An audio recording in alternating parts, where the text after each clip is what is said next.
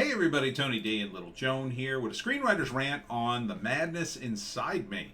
It's an interesting name. A movie about a woman whose life gets torn apart by a terrible incident and maybe she gets revenge. I'm not sure. Smash like and subscribe, though.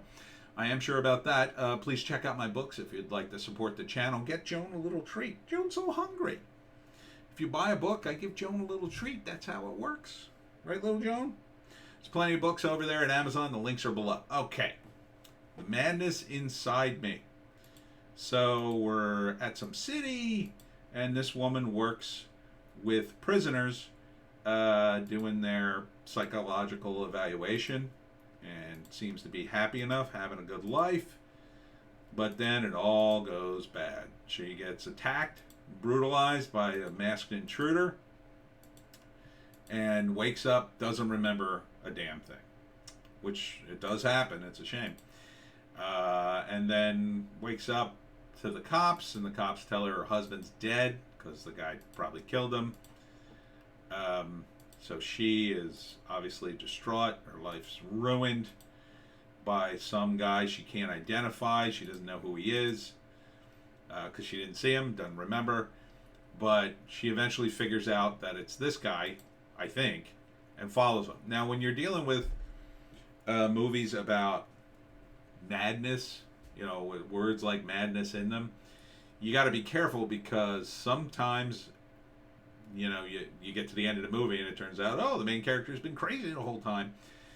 It's very difficult to use craziness in a screenplay, because craziness kind of gives you a license to do anything you want, and people take it too far, and it can really annoy an audience. So The Madness Inside Me, I would think it's about her desire for revenge, but she apparently befriends the guy, I guess. Befriends the guy in some way, and to get close to him, to maybe kill him. But there are several scenes where she seems to meet the guy. I don't know if she's imagining it or if it's actually happening. And so, I don't know.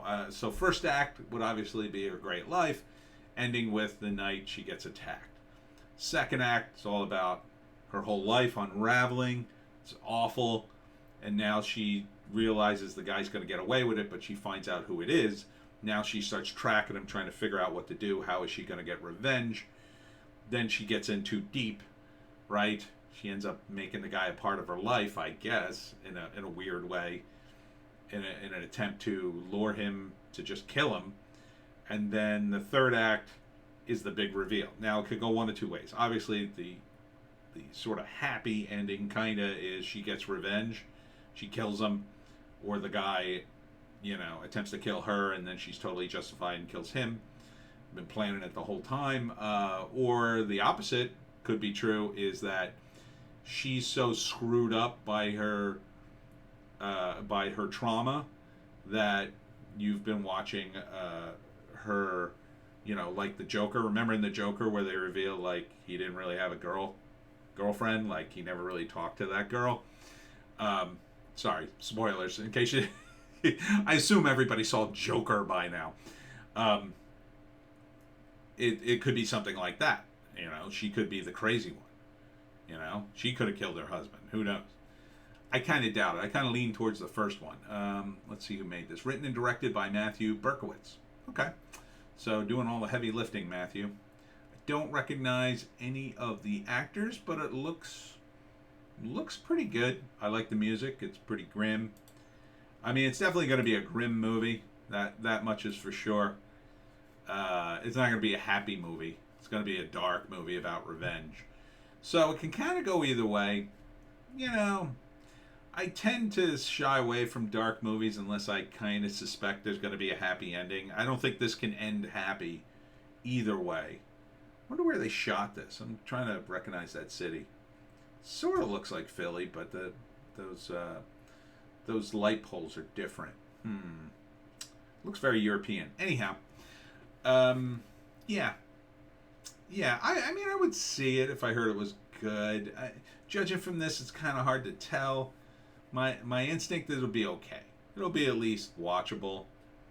But ultimately, revenge is kind of a dead end, either in real life or, for characters in your screenplay. So it's kind of hard to, even with a character who's just a total scumbag like the guy here, supposedly, it's kind of hard.